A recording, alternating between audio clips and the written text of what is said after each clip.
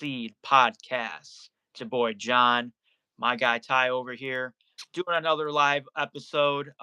If you're here right now, great. But if not, you're viewing this at your own time, that's great as well. But either way, hit the subscribe button. So let's hop right into it, Ty. That Bills Texans game, man. I mean, we haven't really talked on the pod since that. I had that post go a little viral on TikTok. Mhm. Everyone knows my thoughts. Floor's yours. Well, I kind of forgot about that game until you just brought it up. But yeah, it just was not good. I mean, I think I had probably a little bit more confidence than a lot of Bills fans going into it. Hmm. Um, and we just couldn't get things going. And offensively, they struggle. I mean, that's a great defense you know, on the Texans, and they showed like if you're not going to chip these guys, if you're not going to try double team them, if you're going to let these guys just run one on one, it doesn't matter pretty much who they're going against. Like, you got Hunter and I think it's Hunter and Anderson on the edges, and those guys are just tanks and just blowing through it. And I know, we watched the game together with some of our buddies, and we said the same thing, like, why are they not chipping? Why are they not helping out? Um, Defensively, the first half it wasn't the best, but in the second half, the defense held Houston to 3 points, and it's like, it's all you can really ask for, probably even more. And the offense just couldn't find a way to just come out with anything. Yeah, I agree with most of what you said there. I mean, you could ask for a little more from the defense. First half, like you said, was bad, but I feel in most cases, if you have Josh Allen as your quarterback and the other team scores 23 points, you should win that game.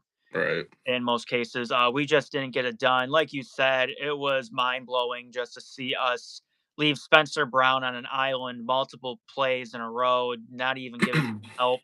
He was already injured to begin with. I don't even think him fully healthy can contain Anderson, to be honest. But you know what I mean. Him Yeah. hurt just made it even worse. Um, Honestly, you take away that kickoff return for a touchdown, the game's not even close at the end. Just show it. I think our offense was even more anemic than the numbers even showed because you'll see a lot of people may not even watch the game, be like, oh yeah, we still scored 19 points, which isn't great. But you know what I mean? If it wasn't for that kick return touchdown, talking about an even worse output, really. Mhm. Um, Even Texans coach D'Amico Ryans was talking about it like after the game. He basically went in like a whole thing. He basically called Joe Brady an idiot without calling him an idiot. I heard that. So I mean, um, just a lot of things that could improve, in my opinion. Obviously, Houston's defense is very tough, so you Mhm. can't really. Yeah, just don't feel like I'm one that's really panicking from this game. I kind of feel like this is what I was kind of expecting just a little bit. I thought we'd win, but I don't know. Yeah, I wouldn't say I'm panicking from it. I thought we would win, but I didn't think it would be easy at all. And yeah, I know the clip you're talking about. I saw some of it, and basically Ryan's was saying like a lot of what they saw on film is what the Bills were doing. Yeah. So it's like, at some point you got to get creative. I mean, everyone's watching film. You Yeah. know, they're going to be able to sniff out these plays. Especially when you're lining up a certain way, they're going to be like, hey, we know when these guys are on the field in this formation, it's a run. We know when these guys are on the field in this formation, it's a pass. Like you got to get in your bag of tricks at some point and switch some things up and stuff like that. And I feel like that's something like the offense kind of has lacked like all season. It's just there's not enough like flavor. I feel like it's just kind of very bland. I feel like they kind of almost just play to do the bare minimum, and hopefully it's enough to get by. For sure. Yeah, I completely agree with a lot of what you just said. It's just been rough. I mean, like always feel like that everything is just like too hard for us, if that makes sense. Like I watch these other teams and I feel that hold on, gotta put that user in timeout real quick. He just spam can kind of me off. But yeah, I agree with a lot of what you just said there. I mean, I feel like the problem's been like we were winning with it for so long, especially last year. And looking back at it, I want to say we were like a little bit lucky last year, if that makes sense. And I think teams had an off season to figure us out, and they have. I've gone over this a lot, and you obviously we had that one post where I got into the fact that I just think this team isn't very good, and it's kind of being it's kind of being whatchamacallit, it's kind of being exemplified with the fact that Joe Brady, I feel, is not getting the best out of his players, especially the receivers on this team. Right. Just things aren't easy right now. Yeah, no, definitely not. Feel like it's like you're saying, it's basically like kind of they make it tough on themselves, whether it's like just lousy turnovers, penalties, I feel like it's just it's just carefree football at, a lot of the time at most points. And, we definitely, I say we definitely got lucky last year with times, the everybody eats thing.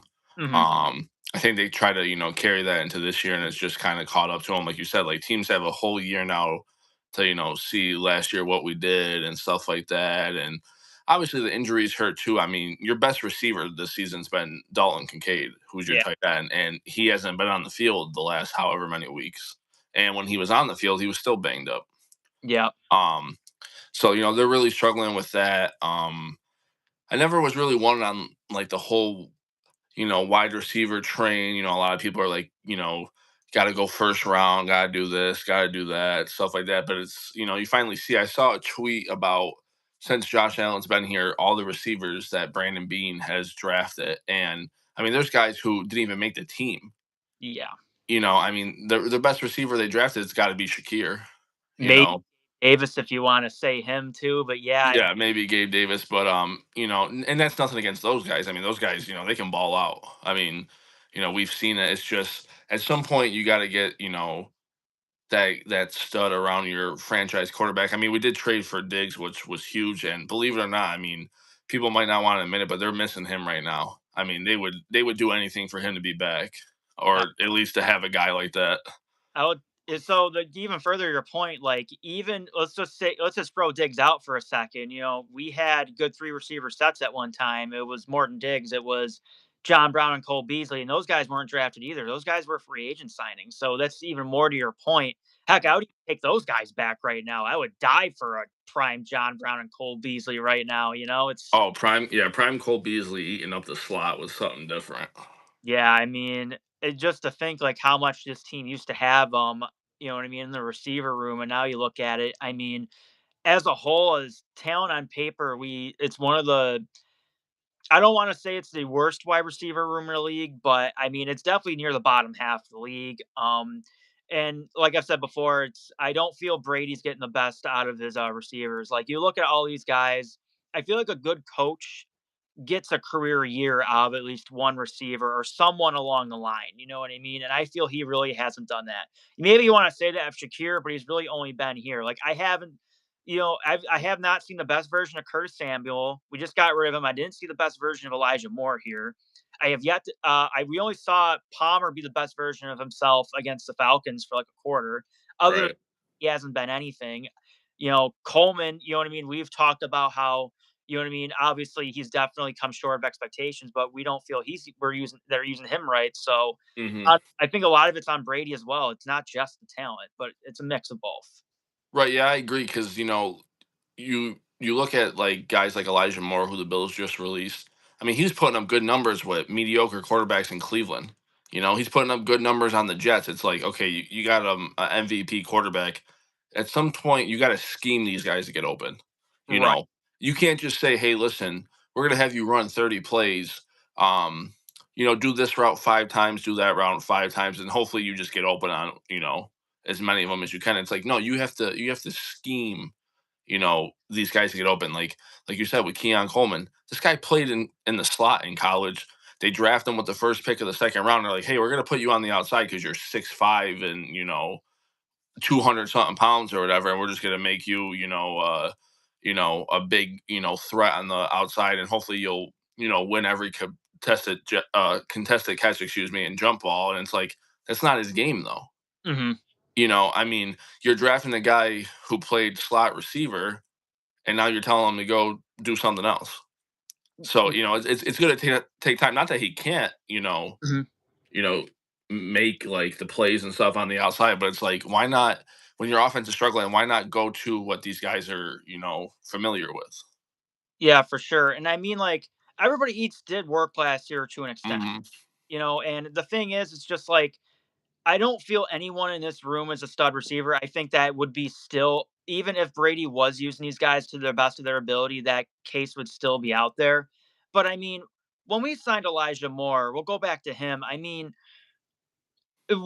I was hoping 500, 600 yards this year. I don't think that's asking for a lot, you know what I mean? But Hmm. you're getting like contributions from a lot of these guys, you know what I mean? And I don't know, that's the disappointing thing to me is like, yes, we don't have a stud receiver, but we're just not getting anything out of some of these guys. And same thing with Coleman too. It's like I wonder if he's gonna, you know what I mean, dress tomorrow. I think he will. Yeah, I would think so. So I mean, I would it's just hope so. Just I hate that they're being like these receivers are being like put in like set roles where it's like, oh, you're only in the slot or oh, you're only outside. Like move them around. You know Right. you know what I mean? Like other teams do. Like you know what I mean? I just don't get it. Yeah, no, I understand that. And like with Elijah Moore, I was thinking probably something similar. Like, he's not going to go out and get 1,000 yards and 10 touchdowns. Not that he can't, but that's just not the way the offense is set up. Right. And especially when you got Cook, who's I mean, not to add a whole nother subject, but is this guy like a top five, top seven running back now? Like, he's got to be in the top 10. Yeah, I would he's definitely inside the top 10 now, I would say. R- You know, so I mean that's probably a discussion for another day. Maybe we can rank some running backs or something. But Yeah. when you have him, he's going to take a lot of the workload too. So you don't need guys to go out there and all get 1,000 yards and 10 touchdowns. Mhm. You know, but the thing with Moore is like I understand his frustration. Like he said, he wanted to get the ball more.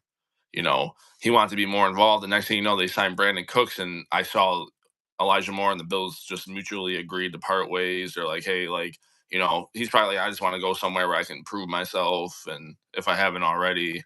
And you can't blame him. No, I don't blame him either. Imagine being in there and be like, hey, I know our offense is struggling. I want to get the ball more. Oh, you just signed another receiver? Yeah, it's probably not going to help my case. Yeah, so what is your take? So we haven't talked about Brandon Cooks much yet. What do you think about that? I mean, I don't mind it.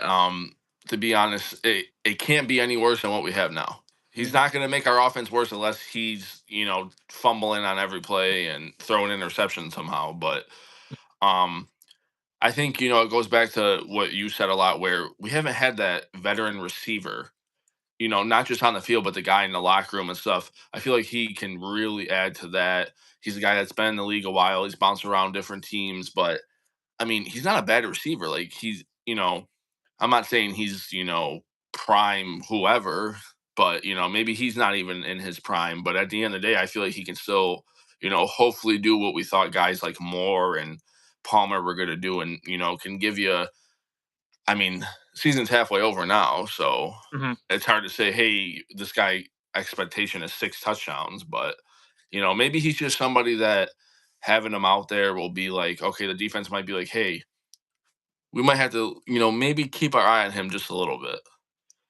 Yeah, the funny thing about it is I feel like a prime Brandon Cooks is exactly what this receiver room would need, but sadly he's what 32 years old, so Mhm. I don't think the expectation should be high from anybody.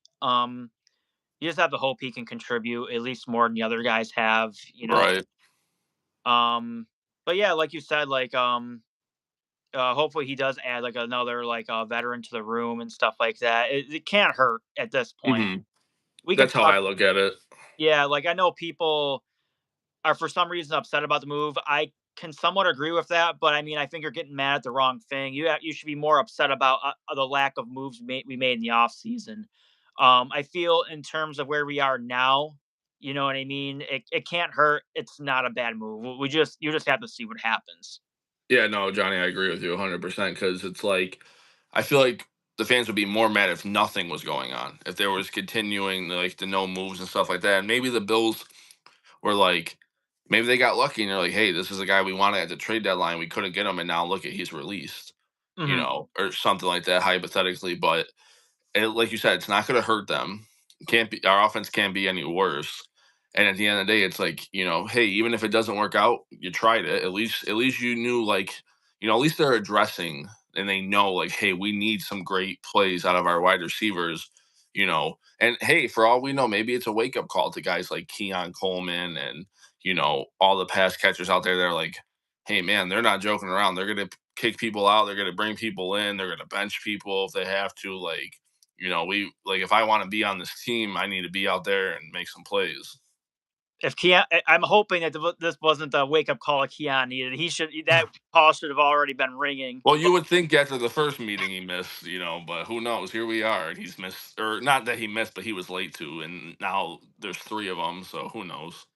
I'm keeping some hope for Cooks though, because a couple seasons ago he was still around a 700-800 yard receiver. Last year Dak was hurt a lot, so I mean, Hmm. could call that somewhat of an excuse for him. And this year he was on the Saints, and Right. they were wanting to play their younger guys more and things of that nature. And obviously the quarterback play wasn't great. Hmm. So if you're hoping that Brandon Cooks can be at least what he was a couple of years ago, I think that's probably the best case scenario that comes from this. But Yeah. you're expecting the player that he was early in his career. I don't think that's what's going to happen.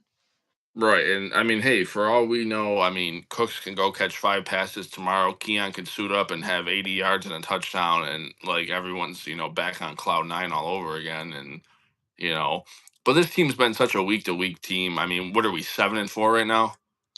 I've been saying this is what they are. I mean, Yeah. I feel like people are finally starting to realize it.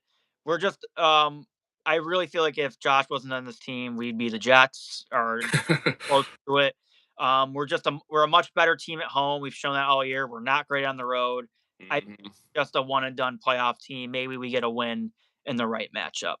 But speaking of matchups, Bill Steelers tomorrow. Let's talk a little bit about the Steelers. I like how Oh, you just, eased your way into that one. oh yeah. But speaking of the Steelers, I mean, what are we looking for in this matchup tomorrow? What are you worried about on their end? Right. And real quick, I just saw someone put it. That's actually a good comment that someone just put to ask if we were FaceTiming each other. Because before this, I never knew this was even a thing on YouTube Live. Mhm. So it does look like a FaceTime, It but does. actually, we're going live and we can just Johnny can invite me as a guest. So hopefully that's can help out because I know when I found that out, it was a huge learning experience for me. Hmm. So, and I think it's safe to say we're still learning how to do all this. Yeah, for sure. But Um, but yeah, for that's a great question, by the way. But yeah, the matchup tomorrow. That's a team that's pretty much like I feel like they're in the same boat as we are. They're trying to get a wild card because I feel like Baltimore's going to win that division. But Baltimore just lost too, so I mean, who knows in this league? that division's just a mess right now. Yeah, it is. But they're looking at it like, hey, if they beat us, they're going to be up on us. Like they're going to knock us out of the playoff spot and they'll take one. Um, but I mean, Rogers, I'm assuming you're playing with a fractured wrist. Hmm. I mean, it's your non-throwing hand, but still, that's not nothing. Right. He missed last week for a reason. Um, I don't know if it'll affect him too much, but we know he's not a mobile quarterback. He's not a guy where if you're pressuring him, oh, we got to worry about him tucking the ball down and taking off for 20 yards. Yeah, we don't have to worry about that with him anymore. Yeah, so I think this is a real good test for this defense to rush for and see if you can get some pressure on him because that makes it so much easier on the corners, the safeties, and stuff like that. Offensively, you know, I've heard it. This isn't my words. This is just the words of like the media I'm hearing, like the Bills radio and stuff like that. They're like, hey, this is a old kind of washed up defense on Pittsburgh. Yep. This was a good defense 5 years ago, or this was a great defense 5 years ago with these guys. Now it's just a bunch of older guys back there. Um, Ramsey's still a good guy, but I mean he's not prime Ramsey, and he's playing more safety than corner this year. I'm pretty sure that's what I heard. And if you're going to have a week to bounce back offensively, I think this is it. I mean, obviously, not having Spencer Brown and Deion Dawkins is huge. I think they learned their lesson. I hope they learned their lesson from Houston and they got an answer for TJ Watt. And, there's a difference between leaving him one on one and versus like, hey, we tried chipping him and double teaming him and he's still just, getting through. But I feel like he's kind of, been up and down this year as well. But I mean, TJ Watt's TJ Watt, you Yeah. know. They'll we have know what he can do. So I feel like this is a game where they're going to try to get the ball out quick, chip him, do whatever they got to do. But I feel like if there's a week where your offense needs to bounce back, like this is a good opportunity to do it.